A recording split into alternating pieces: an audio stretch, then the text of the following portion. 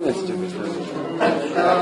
día de ayer, por favor, a todos los alumnos que llevan conmigo prácticas, no les he salido todavía en la página, la nota el día de ayer le he pasado ya a la doctora Camila. Creo que son algo de 5 o 6 alumnos. Por favor, verifiquen, vean bien en la página si salió la nota, de lo contrario, exijanle a la doctora Camila para que me suba. Dentro de ellos está usted. Vea también si no, no. Si está mal, me reclamo para ver qué está. ¿Qué hablaban atrás para poder de repente no sé, estoy mal, de repente para corregir? ¿Qué es lo que decían? La diris, ¿qué decían? Ya, muy bien. Entonces continuamos. Dijimos que en el cuello tenemos dos triángulos. Un triángulo cervical anterior y el otro triángulo cervical posterior. El triángulo cervical anterior está limitado por la base con el borde inferior de la mandíbula, por los costados o las paredes laterales, los dos bordes anteriores del músculo esternocleidomastoideo. Y la vértice está formada por la fosa esternal, y esta fosa esternal está dada por las inserciones de los dos músculos o de las cabezas esternales del músculo esternocleidomastoideo. El triángulo cervical posterior también se divide en dos porciones, una inferior que vendría a ser el triángulo supraclavicular, la otra que va a formar toda la parte lateral y posterior de la cabeza y la nuca. En este caso, este triángulo está formado, las dos paredes, la pared posterior por el borde anterior del músculo trapecio, el borde anterior por el borde posterior del músculo esternocleidomastoideo y la base por el borde superior de la clavícula. La vértice está formado por las inserciones del músculo esternocleidomastoideo y el músculo trapecio. No se olviden que esta fosa, que es la fosa supraclavicular, está dada por las cabezas clavicular y la cabeza esternal. Ahora, en el triángulo posterior, dentro de este triángulo posterior, su contenido está el plexo cervical superficial. También lo tenemos parte de la arteria subclavia, la arteria transversa del cuello, también la arteria del trapecio. Tenemos también los nervios que son ramas de la cervical superficial, los ramos supraclaviculares. También dentro de este triángulo tenemos a la vena yugular externa, a la vena yugular transversa y a la vena supraescapular, o también conocida como la arteria superior del omóplato. Ahora, en cuanto al contenido muscular del triángulo posterior, por encima tenemos al músculo semiespinoso. Continúa con el músculo elevador de la escápula y los escalenos, escaleno anterior, escaleno medio y el escaleno posterior. Entonces, todas estas estructuras, aparte del paquete vasco nervioso, se encuentran dentro del triángulo cervical posterior.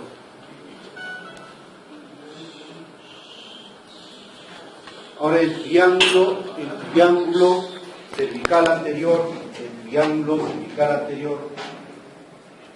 se divide en 4 triángulos. ¿Ya? El triángulo submandibular, el triángulo submentoniano, el triángulo carotidio y el triángulo muscular. En el techo de estos triángulos, que corresponden tanto al cervical anterior y al cervical posterior, en el techo encontramos a la fascia superficial, también al músculo platismo, y en la parte posterior, fascia superficial y la piel.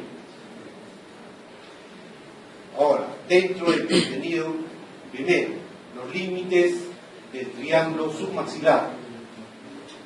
El triángulo submaxilar tenemos como base al borde de la mandíbula, al borde inferior de la mandíbula. Tenemos también como una pared anterior al borde posterior del músculo digástrico, pero que corresponde al vientre anterior. Y el borde posterior está limitado por el borde anterior del músculo digástrico, pero al vientre posterior. La vértice va a ser formado por ¿quién? Por el tendón intermedio del músculo digástrico y también por el ojal por el ojal del hueso yoides, por donde va a atravesar el músculo digástrico. En su contenido de este triángulo tenemos al músculo miloyoideo, tenemos al músculo arqueo gloso, a la glándula submaxilar, la parte inferior del músculo macetero, y también van a encontrar aquí una porción inferior de la glándula de la parótida. Ahora, los vasos y nervios que se encuentran en este triángulo van a ser la arteria facial, va a ser también una rama de la arteria facial que es la arteria submentoniana, la vena facial, la vena submentoniana, el nervio hipogloso, Todas estas estructuras se encuentran dentro del triángulo submandibular. Ahora, el triángulo mentoniano, si lo vemos mejor, es el único triángulo del cuello que es impar. Este triángulo está ubicado en la parte superior media del cuello. Los límites de este triángulo, la base está dado por el cuerpo superior del hueso yoides y las dos paredes por los músculos digástricos del vientre anterior. En este triángulo se encuentra únicamente el músculo miloyoideo con su rafe medio que da inserción a ambos miloyoideos. Ahora, el triángulo carotídeo. Está limitado. ¿Por qué? Por el borde anterior del esternocleidomastoideo, el vientre posterior del músculo digástrico y el borde posterior del músculo homoyoideo. El borde posterior del músculo homoyoideo. Dentro de este triángulo carotídeo vamos a encontrar a los músculos. Al músculo antiroyoideo, al músculo al externo tiroideo, al músculo constrictor medio de la faringe, también al músculo constrictor inferior de la faringe, al músculo constrictor inferior de la faringe. En cuanto a nervios y vasos, o al paquete vasculonervioso, en este triángulo se va a encontrar la arteria carótida externa, la arteria carótida interna, la arteria primitiva. También vamos a encontrar a la vena yugular interna y al nervio vago, que siempre los tres recorren juntos, y la arteria, la vena y el nervio vago están encapsulados a través de una vaina, que es una vaina carotídea. No se olviden que a la arteria yugular, a la vena yugular interna, a la arteria primitiva o la arteria común y al nervio vago va a estar encapsulado por la vaina carotídea, solo los tres. Y después también vamos a encontrar en este triángulo vamos a encontrar a la bifurcación de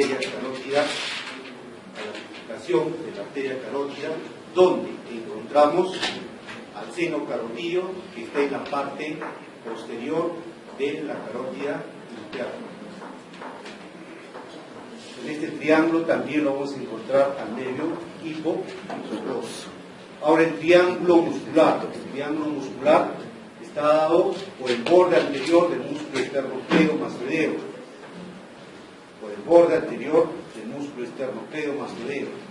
está dado por el borde posterior del músculo esternoioideo y el borde anterior también de este mismo músculo. Dentro de este triángulo muscular únicamente encontramos al músculo esternoioideo, y profundamente este músculo se va a encontrar la glándula de la tiroides y la paratiroides. También vamos a encontrar en este triángulo muscular a la arteria tiroidea superior, a la vena tiroidea media, y a la vena tiroidea superior. Entonces, estos triángulos se encuentran tanto en el sector anterior como en el sector posterior. Me olvidaba en el triángulo posterior, aquí tenemos el plexo braquial que va a atravesar al escaleno anterior y al escaleno medio. Es parte del músculo homoioideo. Es el vientre posterior del músculo homoioideo que también está dentro del triángulo posterior. Aquí vemos mejor el contenido del triángulo cervical posterior. Este es el músculo semiespinoso, el músculo elevador de la escápula, el músculo escaleno posterior, el músculo escaleno medio, el músculo escaleno anterior, el plexo braquial, el vientre inferior del músculo homoioideo. Este es el vientre posterior del músculo homoioideo. Acá están todos los músculos infraioideos que hablamos el día de ayer. Los músculos infraioideos, creo que el día de ayer ya tocamos este tema, ¿verdad? Los músculos infraioideos, entonces vamos a empezar ahora. La región suprayoidea es una región impar media situada por encima del hueso ioides, ocupa la parte superior y anterior del cuello. Entonces, de acá para arriba, la región suprayoidea, de acá para abajo, la región infrayoidea. Está toda la región suprayoidea. Los músculos de esta región, el miloideo. También tenemos el músculo achenioideo, que son parte de los músculos suprayoideos. El músculo estiloideo. El músculo estiloideo con el músculo digástrico del diente de construcción son los músculos externos suprayoideos. Tenemos el músculo genioideo que también viene a formar parte de los músculos suprayoideos. Aquí le estoy poniendo las sensaciones, todo, quiero cuál es la función para que ustedes lo estudien.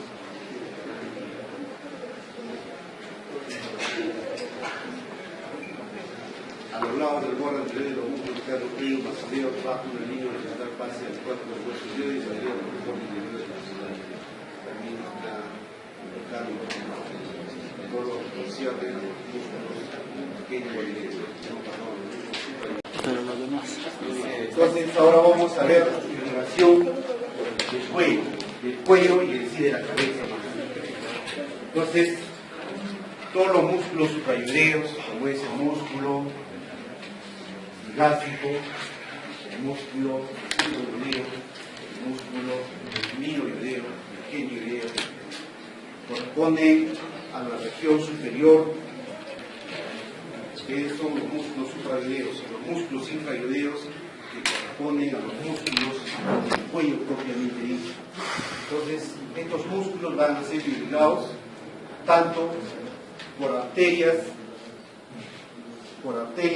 que son ramas de la arteria carótida externa, y algunas van a ser irrigadas por la arteria subclavia, y es rama del tronco brachiocefálico, como es el lado derecho, y el del lado izquierdo va a ser rama directa del arco de la aorta.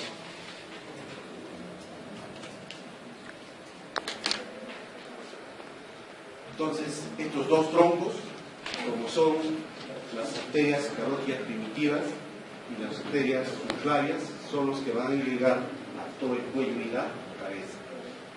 Le dijimos que en el lado derecho, tanto la subclavia como la arteria primitiva son ramas del tronco brachiocefálico. Y del lado derecho son ramas directas ¿de qué? De la aorta. acá ¿qué dice? La carótida izquierda se origina del callado de la aorta por delante de la subclavia, resultando un trayecto intratorácico dirigido hacia arriba y afuera desde el cuello. A la derecha, ambas arterias se originan de la bifurcación del tronco arterial brachiocefálico a nivel de la base. El cuello es muy bien. Entonces, la arteria primitiva o la arteria común a la altura o el borde superior del cartílago de la tiroides se va a bifurcar en dos arterias. Una que está en la parte interna o lateral, que es la arteria carótida interna. La otra que se dirige hacia la parte medial, que es la arteria carótida externa. Entonces la arteria carótida externa va a irrigar a toda la parte de la cara, como ya dijimos también a la región suprayoidea. Entonces, la primera arteria, la primera rama de la arteria carótida externa es este acá, que es la arteria tiroidea superior. Entonces, repito, la primera rama de la arteria carótida externa claro, es la arteria tiroidea superior. La arteria tiroidea superior se va a bifurcar en diferentes ramas para irrigar a todos los músculos suprayoideos. Entonces, esta rama suprayoidea que proviene de la arteria tiroidea superior. Luego, otra rama que va a descender y va a irrigar a la parte externa de la glándula de la tiroides.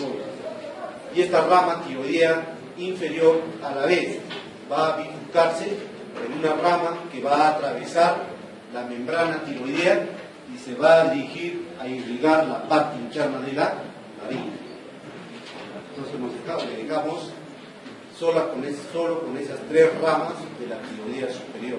Los que van a exponer vísceras del cuello, se van a exponer todo lo que es la laringe, la faringe, van a explicar todas estas ramas colaterales que provienen de la arteria tiroidea. ¿Cómo? Sí. Ya un día doy a los que les faltan.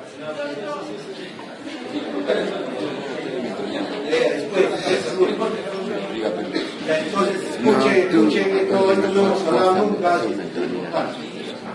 Entonces, miren, la primera rama de la arteria carótida externa, de la arteria tiroidea superior. Esta arteria tiroidea superior se va a bifurcar en tres ramas importantes. ¿Cuáles son? Primero La estamos superior, con que es la arteria, dijimos la arteria para la región suprayoidea, o sea que va a ayudar a los músculos suprayoideos. La otra, la inferior, para glándula tiroides o externa, que va a irrigar a la glándula tiroides de la tiroides. Y la otra interna, que va a atravesar a la faringe, membrana tiroidea, va a irrigar la parte interna de la laringe. Va a irrigar la parte interna de la laringe. La otra arteria, que es esta acá, es la arteria lingual. Arteria lingual, claro. La arteria lingual es la segunda rama de la arteria carótida externa, que va a dirigirse, a irrigar a la lengua. Y en la lengua también se va a distribuir en tres ramas. ¿Cuáles son esas ramas? La arteria primera, la arteria lingual. La segunda, la arteria profunda de la lengua. La otra, la arteria muscular. A los músculos de la lengua. Ahora, esta arteria, la arteria lingual a la altura de la arteria lingual, pero en la parte posterior de la arteria carótida externa, se encuentra la arteria faríngea. La arteria faríngea se va a dirigir a irrigar a los músculos constrictores medio y al músculo constrictor superior de la faringe. Músculo constrictor medio. Por encima de la arteria lingual tenemos a la arteria facial que va a irrigar a toda la parte de la cara, ya saben, ¿no? La arteria facial, la arteria coronaria inferior, coronaria superior, nasal, transversa, angular, que termina en este sector, en el dorso, la arteria facial. arteria facial. Ahora, las arterias posteriores, tenemos a la arteria occipital, a la arteria occipital occipital. que va a irrigar toda la región occipital, y de la nuca. La otra arteria que es la arteria Auricular posterior. Esta arteria auricular posterior va a irrigar al pabellón auricular por la parte posterior y se va a anastomosar con la arteria occipital y luego se dirige a irrigar a la parte superior que corresponde a la región parietal para luego anastomosarse también con la arteria temporal superficial. Ahora por delante la arteria auricular posterior, la arteria maxilar interna. Esta arteria maxilar interna va a irrigar la parte profunda de la cara. Por encima de la arteria maxilar tenemos a la arteria transversa de la cara. Esta arteria transversa de la cara se va a dirigir hacia la parte anterior y va a irrigar a todas las estructuras que se encuentran en su camino para luego anastomosarse con la arteria infraorbitaria. Por encima tenemos la arteria temporal media, la arteria temporal media que va a irrigar la parte media del músculo temporal para anastomosarse luego con las arterias temporales profundas. De la arteria carótida externa también va a irrigar la parte superficial del músculo temporal y luego se distribuyen dos ramos, uno que es para el frontal y el otro para el parietal, y van a irrigar toda la parte superior de la cabeza para terminar anastomosándose con la auricular posterior y con la occipital.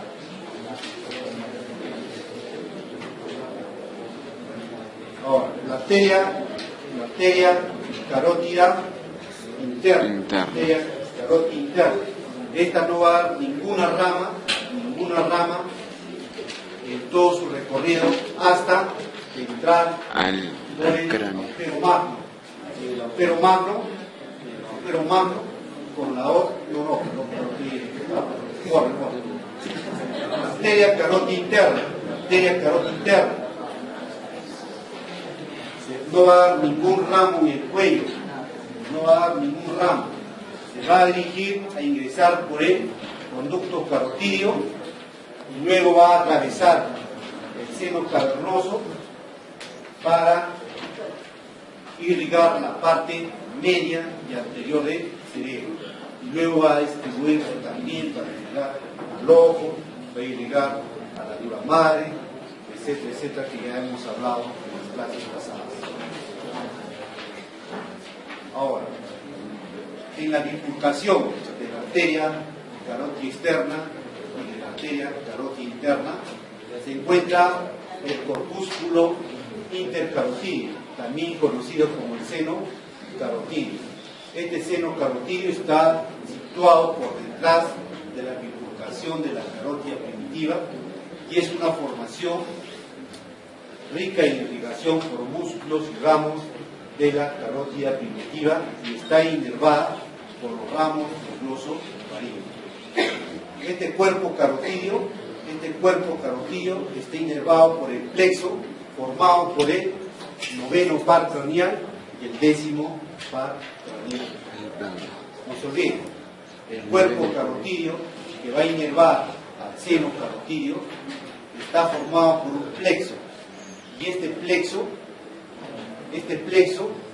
está formado por raíces del décimo par craneal y del noveno par craneal. Y este plexo glosofaríngeo también van a inervar a los músculos constrictores medios de la faringe, a los músculos constrictores superior de la faringe. Ahora vamos a hablar sobre la arteria subclavia. La arteria subclavia, dijimos, del lado derecho, es una rama terminal de la arteria del tronco bráqueo cefálico. Esta arteria se va a distribuir en 3 ramos principales. El primero, que es el tronco, el tiro cervical. El segundo, que es la arteria vertebral. La arteria vertebral. La tercera, que es el tronco costo-cervical. Entonces, la subclavia es la arteria que va a irrigar casi en su totalidad al cuello. ¿A través de quién? A través de este tronco, que es el tronco tiro cervical. El tronco tiro cervical a la vez va a dar 3 ramos. Uno, que es la arteria tiroidea inferior. La otra, que es la arteria cervical transversa.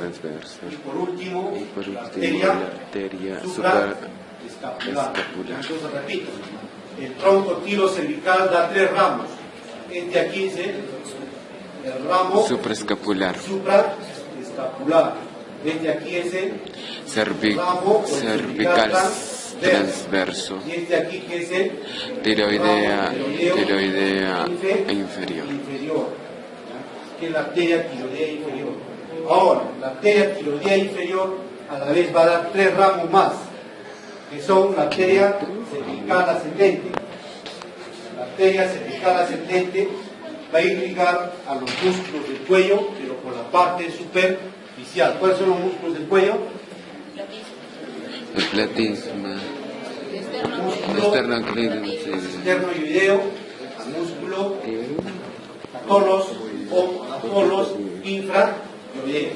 Entonces esta arteria cervical ascendente va a irrigar a los músculos infraioideo por la parte superficial.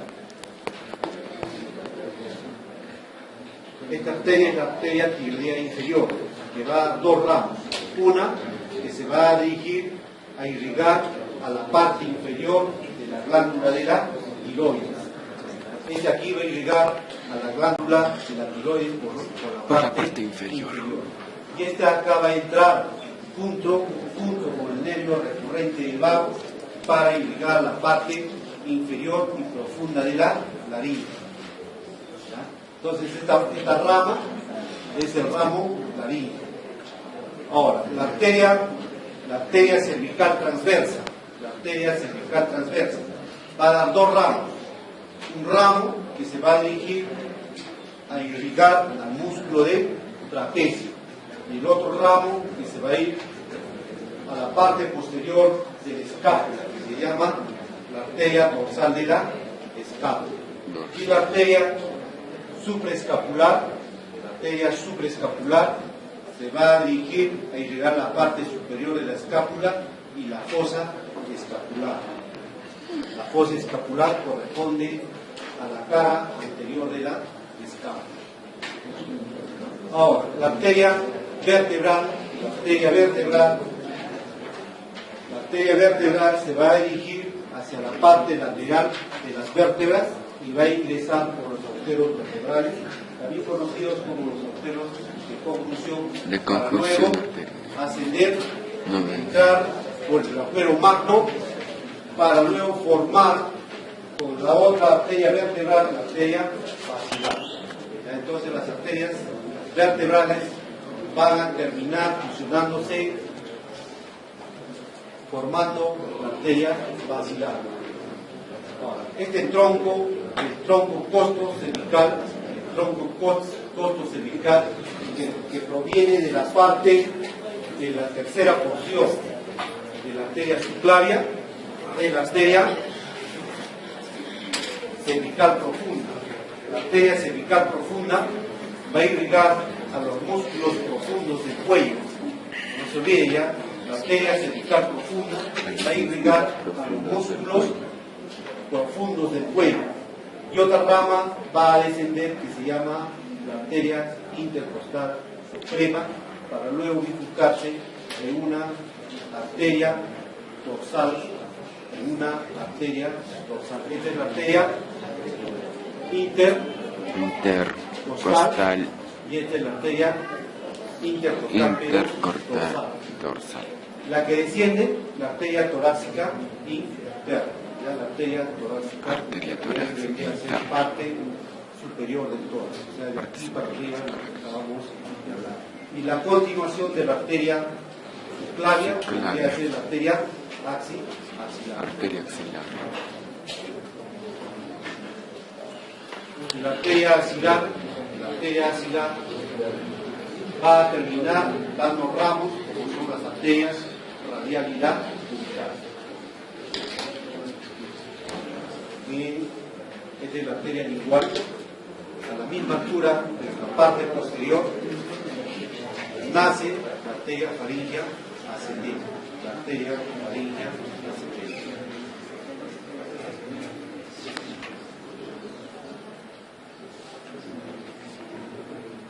Muy bien, entonces ahora sí vamos a hacer el drenaje del cuello.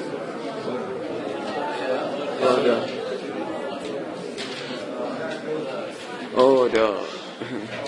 No quiere entre un ratito, son 2 diapositivas. No, oro, no. Lo único que les voy a decir es lo siguiente, porque esto ya acá ustedes ya saben. Entonces, las venas van a drenar, en la parte superior a la vena tiroidea superior. Toda la sangre de la parte superior del cuello van a drenar a la vena tiroidea superior.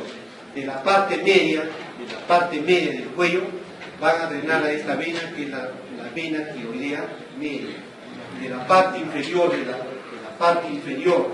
del cuello va a drenar a través de la vena tiroidea inferior.